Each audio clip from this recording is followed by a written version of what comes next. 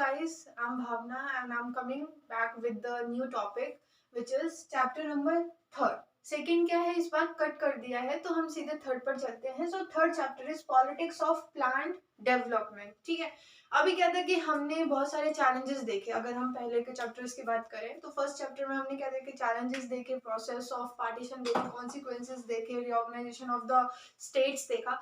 अब इन सब के बाद हमें क्या चाहिए, हमें क्या चाहिए, एक प्लान इकोनॉमी. ठीक है, अब वो प्लान इकोनॉमी कैसे होगी, उसके लिए कोई कमीशन बनेगा कि नहीं बनेगा, तो ये सारी चीजें आज हम इस चैप्टर में देखेंगे. ठीक है, तो स्टार्ट करते हैं. सबसे पहले अगर हम एक, यहाँ पे वर्ड ही आया है डेवलपमेंट. अगर हम एक डेवलपमेंट की बात करते हैं सो डेवलपमेंट हर किसी के लिए अलग अलग होता है. आपके लिए जो डेवलपमेंट होगा शायद मेरे लिए वो डेवलपमेंट ना हो. तो according to their goals and needs development prefers. ठीक है, तो अगर हम डेवलपमेंट की बात करते हैं, क्यों, अगर अभी हमें अपनी कंट्री को डेवलप ही करना है. ठीक है, तो जितने लोग होंगे उतनी ही ज्यादा डेवलपमेंट्स होंगी. ठीक है, क्योंकि आपकी डिजायर सेम नहीं हो सकती, आपकी गोल सेम नहीं हो सकता, आपकी थिंकिंग सेम नहीं हो सकती. ठीक है, आपके लिए जो डेवलपमेंट है शायद वो किसी के लिए बहुत खराब सी चीज हो सकती है. लाइक फॉर एग्जाम्पल, इसमें एक एग्जाम्पल दे रखा है कि हम उसकी तरफ से देख सकते हैं. एक इंडस्ट्री, अगर एक इंडस्ट्रियलिस्ट है, ठीक है, उसके लिए डेवलपमेंट का मतलब है बड़ी बड़ी इंडस्ट्रीज को खोलना. ठीक है, मॉडर्नाइजेशन ऑफ द सोसाइटी करना, न्यू न्यू टेक्नोलॉजीज को इन्वॉल्व करना. Whereas if I am talking about the Adivasis, अगर हम आदिवासी की बात करते हैं तो उनके लिए डेवलपमेंट, अगर मॉडर्नाइजेशन तो बिल्कुल भी नहीं होगा. उनके लिए डेवलपमेंट होगा टू प्रमोट देयर कल्चर. ठीक है, तो यहाँ पे क्या है, development differs according to your needs and your goals. ठीक है, राइट. तो यहाँ पे हम आइडियाज ऑफ डेवलपमेंट में वो बात कर लेते हैं. अब क्या है, हमारे पास कोई प्लानिंग कमीशन नहीं है, हमारे पास कुछ भी नहीं है. ठीक है, अब हम इस चीज की शुरुआत करते हैं. तो एक बॉम्बे प्लान आता है सबसे पहले 1944. ठीक है, हम 1947 में इंडिपेंडेंट हुए थे, उससे पहले ये बॉम्बे प्लान क्या था. बॉम्बे प्लान था, बहुत सारे बड़े बड़े जो इंडस्ट्रियलिस्ट थे उन्होंने अपने ही लिए, जैसे आज हमारा जो बजट होता है, ठीक है, इसी तरीके से उन्होंने अपने लिए 5 years का कुछ प्लान बनाया था कि हाँ we are going to do this things. ठीक है, तो वो पूरी तरीके से इंडिया के लिए प्लान नहीं था, कोई बजट नहीं था, कोई प्लानिंग कमीशन के थ्रू नहीं था, लेकिन उन्होंने एक बजट बनाया था कि हम सब मिलके एक चीज को फोकस करके इसके ऊपर काम करते हैं. तो उसे हम 1944 को बॉम्बे प्लान करते हैं. अब बेसिकली हम इस चैप्टर में पढ़ने के वाले हैं हमारे 5 year प्लान्स, जो कि हर साल की जो गवर्नमेंट होती है वो अपने लिए क्या करती है, बनाती है. इसी तरीके से हम इनकी हिस्ट्री पढ़ने वाले हैं कि 5 year प्लान्स क्या थे. अब उसके बाद हम क्या देखेंगे, आज हमारा planning commission, basically planning commission कब बना था, 15 मार्च 1950, और नेहरू जी का आइडिया था ये प्लानिंग कमीशन बनाने का. एंड जो प्राइम मिनिस्टर होता है वो क्या होता है, इसका चेयरपर्सन होता है. ठीक है, आज के दौर में इस प्लानिंग कमीशन को एक न्यू नेम दे दिया गया है, NITI Aayog. NITI Aayog basically is a think tank. ठीक है, सारी पॉलिसीज को फॉर्मुलेट करने के लिए, सारी नेसेसिटीज चीजों को फॉर्मुलेट करने के लिए NITI Aayog was the responsible. Okay, तो यहाँ तक ये सारी चीजें आपकी क्लियर हो गई है. अब हम क्या देखेंगे, अब हम देखेंगे 5 year प्लान्स कैसे स्टार्ट हुए थे. So here we have our first 5 year plan. ठीक है, जो कि सबसे पहला जो 5 year प्लान था वो कब बना था, 1951 to 1956, and it was drafted by the K N. Raj. ठीक है, के.एन. राज जो थे उन्होंने ड्राफ्ट किया था. सो फर्स्ट बेसिकली जो 5 year प्लान था वो किसके ऊपर फोकस करता था, सबसे ज्यादा फोकस करता था एग्रीकल्चर के ऊपर, क्योंकि आज भी बोला जाता है कि जो भारत है वो किसानों का देश है. तो ऑब्वियसली सी बात थी कि एग्रीकल्चर जो था, क्योंकि हम बहुत ही ज्यादा, मतलब more than 90% people were engaging in the agriculture, तो हम यहाँ से अपनी इनकम बढ़ा सकते थे. तो हमें सबसे पहले इस सेक्टर को क्या करना था, देखना था. ठीक है, we have to develop this sector first. So सबसे पहले हमने जो एड्रेस किया वो एग्रीरियन सेक्टर को किया था. Then after it include development of dams project. इसके थ्रू क्या आ गया था, डैम्स प्रोजेक्ट्स भी आ गए थे, इसमें भाखड़ा नगर डैम था. क्यों, for facilitating the irrigation facilities. ठीक है, उसके बाद सेकंड क्या है, थर्ड लैंड रिफॉर्म्स.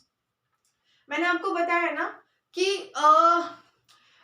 ब्रिटिशर्स ने अपने हिसाब से क्या करा था, मर्ज किया था टेरिटरीज को, है ना, और उन सब चीज़ों को। इसी तरीके से जो हमारी लैंड रिफॉर्म्स था, क्योंकि हम अभी तक जमींदारी सिस्टम देखते हुए आ रहे थे जहाँ पे बहुत सारी ज़मीन थी लेकिन एक पर्टिकुलर पर्सन के पास थी। कुछ कुछ ऐसे लैंडलेस लेबर्स थे जिनके पास कुछ भी नहीं था, बाउंडेड लेबर्स थे।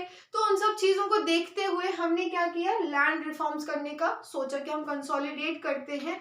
उस तरीके से लैंड रिफॉर्म्स की बात आई। उसके बाद जैसे हर किसी का एम होता है, it's aim at increasing the national income, इसलिए हमें नेशनल इनकम बढ़ाने के लिए हमारा ये एम था। Now we have second 5-year plan which started from 1956 to 1961 and drafted by PC Mahalanobis.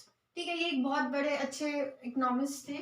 और सेकंड 5-year प्लान में हमने जो एड्रेस किया या फिर फोकस किया वो था हमारा इंडस्ट्रियल सेक्टर। ठीक है, हमने इंडस्ट्रियल सेक्टर पे मतलब फोकस किया बहुत ज्यादा।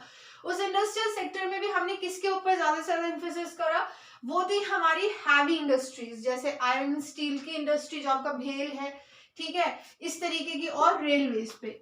Expansion of employment opportunities. So the basic aim or idea behind the second 5-year plan is to create the employment opportunities. ठीक है, और ऑब्वियसली इससे हमारी क्या होगी, नेशनल इनकम बढ़ेगी। लेकिन इस 5-year इस सेकंड 5-year प्लान में प्रॉब्लम आती है। प्रॉब्लम क्या आती है, we had to buy the advance technology, क्योंकि हम इतने ज़्यादा एडवांस नहीं है, हमारे पास टेक्नोलॉजीज नहीं थी। हम इंडस्ट्रीज की बात करते हैं, we don't have the technology, तो हमें अपने फॉरेन एक्सचेंज को क्या करना पड़ता था, यूज करना पड़ता था टू बाय दैट मॉडर्न और एडवांस टेक्नोलॉजीज। ठीक है, second, neglection of the agricultural sector.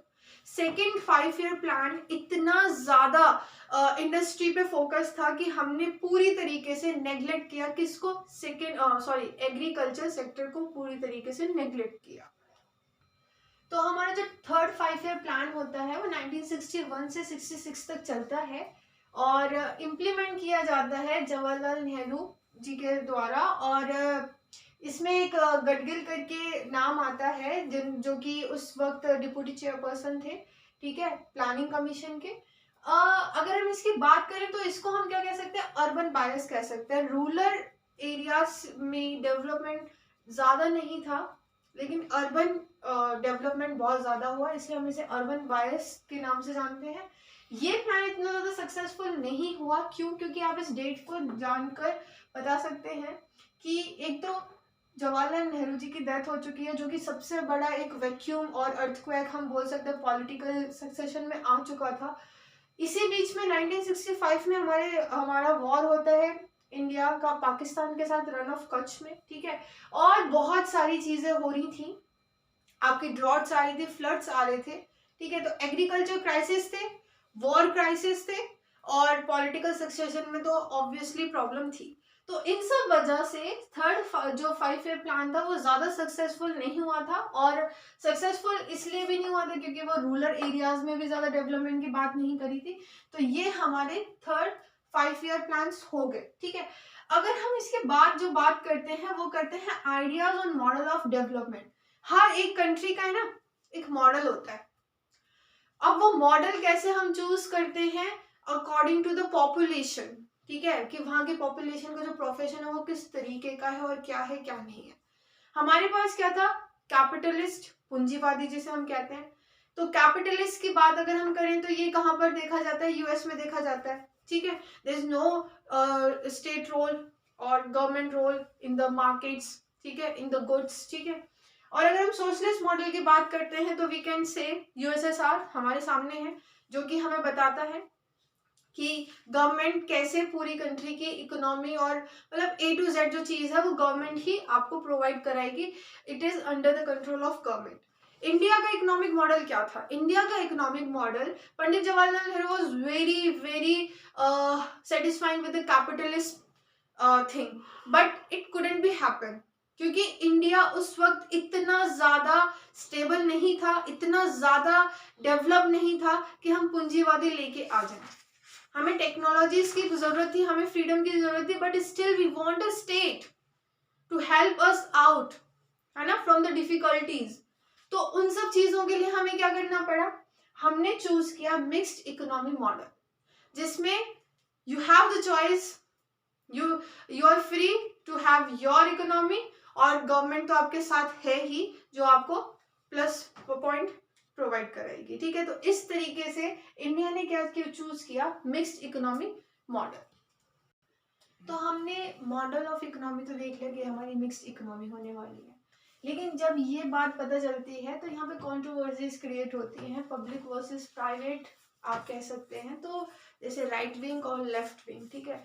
तो राइट विंग में कौन थे, जो हमारे जवाहरलाल नेहरू थे, who always support the like scientific things and having a curious interest in technologies and something else, ठीक है।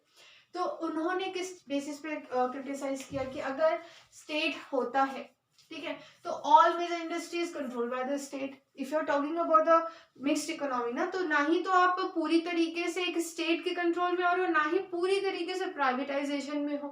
तो क्या होगा कि जो स्टेट होगा ना, it will maximally cover all the industries, ठीक है। तो वो एक प्रॉब्लम वाली चीज हो जाएगी, which create the expansion of the power of bureaucrats. वो किसका एक्सपेंशन कर देगी, ब्यूरोक्रेट्स का, ठीक है। ब्यूरोक्रेसी जो होगी ना, वो इतनी ज्यादा स्ट्रांग हो जाएगी, फिर वो प्राइवेट वाला कॉन्सेप्ट रहेगा ही नहीं, ठीक है। ये प्रॉब्लम बोली उन्होंने। उसके बाद एब्सेंस ऑफ कंपटीशन। आपको पता है कि अगर हर एक चीज किसके द्वारा करी जा रही है, गवर्नमेंट, ठीक है, गवर्नमेंट सेक्टर्स में क्या है कि फिर कंपटीशन खत्म हो जाता है। हमारे पास जब हम लोग प्राइवेट में क्या होता है कि कंपटीशन बहुत ज्यादा होता है और आपकी क्वालिटी बेस्ट मिलती है, ठीक है। लेकिन if you are talking about the government sector, फिर क्या होगा, there is absence of competition, ठीक है। फिर कंपटीशन नहीं होगी क्योंकि क्रिएटर कौन है, गवर्नमेंट, ठीक है। तो गवर्नमेंट के अलावा तो और कोई है नहीं, तो फिर कंपटीशन किससे होगा, तो यहाँ पे क्या होगा, एब्सेंस ऑफ कंपटीशन हो जाएगा। Industrial licensing problem create hurdle in the growth. आपको कोई भी इंडस्ट्री ओपन करनी है, you have to take the permission first, ठीक है। तो वो क्या करेगा, it will create a hurdle in the growth of the society और द कंट्री, ठीक है। तो उनका ये कहना था, किसका कहना था, राइट विंग्स का, ठीक है, जो प्राइवेट वाले लोग थे। करप्शन विल ऑल्सो इंक्रीज, ठीक है। अगर गवर्नमेंट सेक्टर ज्यादा से ज्यादा रहेगा, गवर्नमेंट का रोल ज्यादा से ज्यादा रहेगा, तो क्या होगा, करप्शन विल इंक्रीज, ठीक है। उसके बाद हमारा लेफ्ट विंग जो कि गांधी और उनके लीडर्स के द्वारा फॉलो किया जाता था। तो वो लोग क्या कहते हैं, state intervene only those areas where private is not ready to go। उन्होंने ये कहा कि जो हमारा ये मिक्स्ड इकोनॉमी में क्या होगा, सरकार वहीं तक जाएगी जहां पे कौन नहीं जा पाएगा, हमारा प्राइवेट। तो वहां पे क्या होगा, फिर वो पुअर वाली चीजें मिलने लगेंगी, क्योंकि जो प्राइवेट होगा वो सबसे पहले मोस्ट पॉसिबिलिटीज अपॉर्चुनिटीज ग्रैब कर लेगा बहुत जल्दी से। फिर हमारा जो ये स्टेट होगा वो रिमोट एरियाज में ही काम कर पाएगा, उसकी कोई भी पावर आपके पास जो सेंट्रल वाली चीज होगी वो नहीं रह पाएगी। इनका ये कहना था। State did not do enough for the education and health. अगर आप दोनों का रोल कर रहे हो ना, तो फिर पॉसिबिलिटीज ये होती है कि सब अपना अपना पहले क्या देखेंगे, गोल देखेंगे, अपनी रिक्वायरमेंट्स देखेंगे। तो फिर जो ये हेल्थ और एजुकेशन जो हमारा सबसे बड़ा मेन मोटिव होता है किसी एक कंट्री का, उसको कौन देखेगा, ठीक है। तो इस तरीके से हमारी ये कंट्रोवर्सी होती है, controversy over the strategy of development. तो अब हम बात करेंगे major outcomes of economic planning, ठीक है। इतना सारा हमने प्लान किया, first 5 year plan, second 5 year plan, second third 5 year plan, ठीक है। इतने सारे प्लानिंग्स आए। तो इसमें जो इकोनॉमिकली जो प्लानिंग हुई थी उसके क्या क्या आउटकम्स हुए। So the first outcome is developmental projects, जो हमें पता था कि केमिकल फर्टिलाइजर्स, ठीक है, आयरन स्टील की इंडस्ट्रीज लग चुकी थी, ऑयल रिफाइनरीज खुल चुकी थी और मेगा डैम्स भी बनने स्टार्ट हो गए थे। तो ये थे हमारे, इसमें और भी बहुत सारी चीजें हैं, एक दो चीजें और भी हैं, लाइक अभी याद नहीं है। लैंड रिफॉर्म्स में क्या हुआ था, एक सबसे बड़ा ये था कि डेवलपमेंटल प्रोजेक्ट्स हो चुके थे, ठीक है। लैंड रिफॉर्म्स की अगर हम बात करते हैं तो लैंड रिफॉर्म्स में मतलब abolition of zamindari system first of all, क्योंकि ये सबसे बहुत जरूरी चीज थी एक लैंड को अकोमोडेट करना या फिर कंसोलिडेट करने के लिए। क्यों, लैंड, क्योंकि हमारी अभी तक पूरी हमारी लैंड के ऊपर ही क्या है, निर्भर है, ठीक है। तो सबसे पहले हमने क्या किया, अबॉलिशन ऑफ जमींदारी सिस्टम करा, ठीक है। उसके बाद देखेंगे कि इसके कॉन्सिक्वेंसेस क्या निकले, लैंड कंसोलिडेशन, जो छोटे छोटे पीसेस में लैंड बटी हुई थी ना बेसिकली, उसको हम लोगों ने क्या किया, टुगेदर कंसोलिडेट किया एक जगह पे, ठीक है। थर्ड, लैंड सीलिंग, हमने एक मैक्सिमम फिक्स किया कि कितना लैंड किसी एक इंडिविजुअल को ओन करना चाहिए, उसे हम लैंड सीलिंग कहते हैं। Means fixing of maximum size of holding for an individual, कि एक इंडिविजुअल कितना लैंड को होल्ड कर सकता है, मैक्सिमम भी कितनी लैंड होल्ड कर सकता है। उसके बाद हमारा थर्ड आउटकम जो था, major outcome of the economic planning, वो था हमारा ग्रीन रेवोल्यूशन, जो कि बहुत 1960s के सिनेरियो से, वैसे तो बोला जाता है 1967 तब से स्टार्ट होता है, काफी लंबा चलता है। ये बहुत अच्छी चीज थी जिसमें हमने HY सीड्स की बात करी, ठीक है। उसके बाद और क्या चीज होती है हमारे पास, हाई वेराइटीज की सीड्स आती हैं, फर्टिलाइजर्स आते हैं, बहुत सारी चीजें आती हैं, लेकिन इसके प्रोज एंड कॉन्स भी होते हैं। प्रोज एंड कॉन्स, प्रोज ये था कि इंडिया इतना ज्यादा प्रोडक्शन कर रहा था वीट का और राइस का, कि अब हम क्या कर रहे थे, बाहर भी देना स्टार्ट कर रहे थे, ठीक है। और मतलब जैसे जो आपके यूपी है, पंजाब है, ये बहुत ज्यादा क्या कर गए थे, ग्रो कर गए थे स्टेट्स में। और अगर हम और बात करें तो हमारे पास न्यू न्यू टेक्नोलॉजीज आ गई थी, इरिगेशन की फैसिलिटीज आ गई थी, और न्यू न्यू मॉडर्न टेक्निक्स आ गई थी, ट्रैक्टर्स आ गए थे, बहुत सारी चीजें न्यू न्यू हो गई थी। कॉन्स की अगर हम बात करें तो कॉन्स में क्या होता है कि हम ऑर्गेनिक फार्मिंग को थोड़ा पीछे पीछे छोड़ते जा रहे थे। क्यों? क्योंकि यहाँ पे हमें सिर्फ और सिर्फ प्रोडक्शन को डबल करना था, फर्स्ट थिंग, ठीक है। सेकेंड, मतलब हम बोल सकते हैं कि यूजेस ऑफ फर्टिलाइजर्स और केमिकल्स बहुत ज्यादा हो चुके थे। सेकेंड, इफ हम talking about, it will create the poor and rich farmers. अभी तक तो लैंड रिफॉर्म्स पे था कि जमींदार थे वो बहुत ज्यादा रिच थे और वैसे पुअर फार्मर्स थे, लेकिन यहाँ पे क्या हुआ था, ड्यू टू द टेक्नोलॉजीज, ठीक है, यहाँ पे पुअर और रिच फार्मर्स बनने स्टार्ट हो गए थे। क्यों? क्योंकि पंजाब और हरियाणा, मतलब रिच और पुअर वाली बात भी हो जाती है, जितना पंजाब और हरियाणा और उत्तर प्रदेश डेवलप किया, उतना उड़ीसा, बिहार, ये सारे डेवलप नहीं कर पाए, क्योंकि यहाँ पे ये सारी चीजें और टेक्नोलॉजीज नहीं पहुंच पाई, लोग इन सब चीजों को इतनी जल्दी नहीं ले पा रहे थे। अच्छा भाई, सीड्स भी बहुत ज्यादा महंगा महंगा आने लगा था, ठीक है। तो हम क्या कह सकते हैं कि it will create that inequality in the society, ठीक है। तो ये कुछ प्रोज एंड कॉन्स थे। उसके बाद और इस चैप्टर में और कुछ नहीं है। सो इस तरीके से हम इस चैप्टर को रैप अप करते हैं और अगली बार नेक्स्ट चैप्टर को लेके आते हैं। Thank you so much.